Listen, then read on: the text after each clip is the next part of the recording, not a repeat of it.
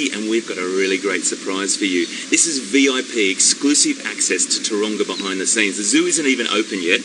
It's 20 to 9. The gates don't open till 9:30. And we want to give you these fantastic little behind the scenes tours. And today we've got something very, very special. Linz, Mel, shall we show everyone? Yeah, absolutely. We've got our daily penguin feed. We do it twice a day. So this is the first feed of the day. It gives us a chance to health check them all, make sure everybody's eating. And make sure everyone's doing very well. So we'll give it a go, hey? We ring the bell, that just lets all our breeders out the back know that we're here and they can come for a fish if they'd like to. Isn't this fantastic, folks? So these little guys are little penguins. Tell us a little bit about why you do it like this and a bit about themselves. Yeah, so little penguins are the smallest of all the penguins found throughout the world, hence the name little, but I'm sure lots of our viewers know that they've probably heard them being called fairy penguin. And their other name is blue penguin. So you can see they've got that really nice blue tinge to their feathers, as opposed to the traditional black that all the other species have. So they're pretty special in that regard. They are found around Australia and New Zealand, so they're local to us, which is fantastic. And obviously feeding like this on land is not a natural way that they eat, but what it does is it allows us, with a group of 50 that we have here at the zoo, to health check them, make sure everyone's eating. We've got a volunteer marking off for us as well, and so it's a way that we can keep a really close eye on the whole colony. So the leg bands, they are just to mark every individual, correct? That's right, so different coloured leg bands. There's a few individuals that don't have leg bands. For instance, we had 2 come into our wildlife hospital that were missing feet, or one had fishing line wrapped around his leg and it had to come off, so obviously we can tell which penguin that is, so it doesn't need to be leg banded. But yeah, so really awful injury there. If we do get penguins that come in, we get several every year, about 40 I think every year, come into our Taronga Wildlife Hospital, and the majority are released back to the wild, which is really great. But if their injuries are really severe, like Linda and Billy, actually Billy's just there, you can see him, he's missing his right foot. This little guy Get here. him over. So that's Billy. And yeah, he came in and obviously couldn't be released because of that foot there. He wouldn't do so well out in the wild, but he does really well here. So really important that when you do go fishing, folks, that you make sure you take all your line and anything that you've taken to the waterway, you take home with you. Now, the great thing about Facebook Live or any live situation is we get to interact with you, and we're getting questions right through now. So I've got my little phone here, and PH has asked the question, guys, penguins in an Australian climate? Question mark, question mark, question mark. Yeah, that's a really great question, actually, one we get quite a lot. Penguins are often thought of as being Antarctic species out in the snow and ice, but they are found just around here. We have a colony out in Manly, and this species is also found around the southern coast and up towards Western Australia and also over New Zealand. So perfect climate for them, completely what they would normally have. So you can ask us questions as many as you can. We'll try and get to as many as we possibly can as well, but I think the most important thing is we just tell you loads and loads of information about these little guys. They're so cool. And Mel, you've got a bucket, a special bucket there. What's that for? Yeah, so I've got some fish that have got a vitamin in it for the little penguins, so each day they get a vitamin. That helps keep them nice and healthy. We struggle to get other species of fish into them sometimes because it's like feeding a little kid their veggies. They're very spoiled. They just like their pilchards. So it helps keep them nice and healthy. So these little guys here, can I just grab one of these to show everyone? This is a pilchard, folks. Have a close look at that. And that's what these little guys take down whole, head first. Yep, yeah, always head first. Sounds like a pilchard, absolutely. Can I give one? Absolutely. There you go. Head first, all the way. Fantastic. Now this little guy here, he's actually blind in his left eye. Yeah, he hasn't got any leg bands because we can tell who that is. His name's Jupiter. So we have to be careful when we feed him. We have to make sure he can either feel the fish or see it coming from the side that he can see from. So we breed little penguins here at Taronga quite successfully. Yeah, we just finished up our breeding season, and every year we breed between sort of 10 and 20 penguin chicks. We have a big breeding area that's actually off display, so we find that works the best for them. They're left to their own devices.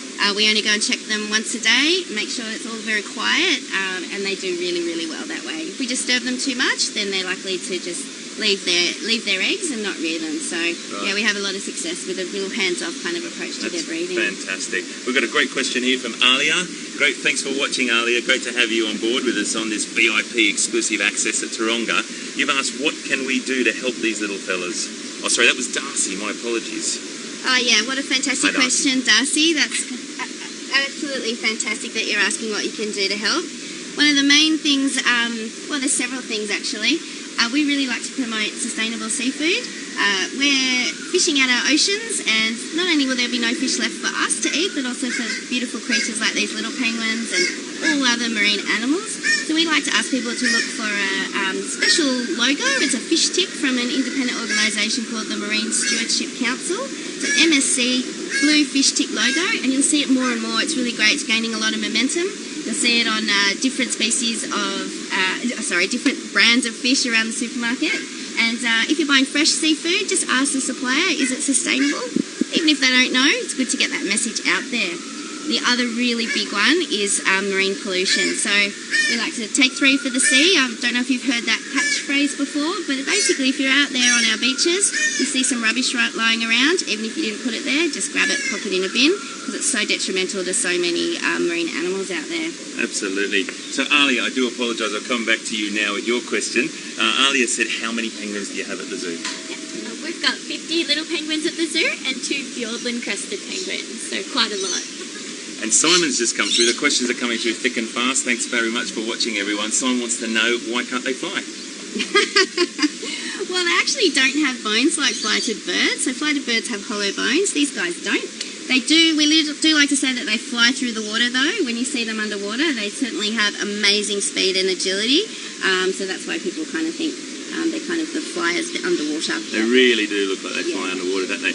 Now, their reproduction cycle's a little bit, or how they grow when they're chicks, a little bit more rapid than other penguins. Yeah, it's amazing. So after the parents, after the female lays 2 eggs in one clutch, the male and female share the incubation duties and also the raising of those chicks. But it's a really fast growth rate. By 8 weeks of age, those tiny little chicks have grown to the size of an adult.